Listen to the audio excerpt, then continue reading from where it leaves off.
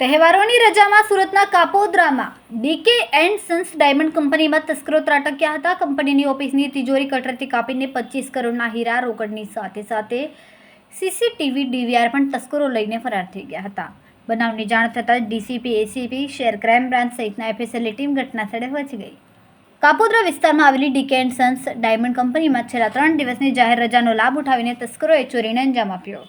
કપૂરવાડી ખાતે આવેલા આ હીરાના કારખાનાના ચોથા માળેથી રફ હીરા અને રોકડની ચોરી થઈ.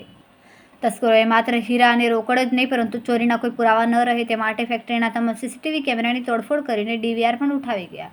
પોલીસ દ્વારા હવે આસપાસના વિસ્તારના સીસીટીવી ફૂટેજની તપાસ શરૂ કરવામાં આવી છે, જેથી તસ્કરો અંગે કોઈ માહિતી મળી શકે. આ ઘટનાને કારણે હીરા ઉદ્યોગમાં ચિંતાનો માહોલ ફેલાયો છે અને સુરક્ષા વ્યવસ્થા પર પ્રશ્નાર્થ ઊભો થયો છે. પોલીસ દ્વારા આ મામલે સઘન તપાસ ચાલી રહી છે.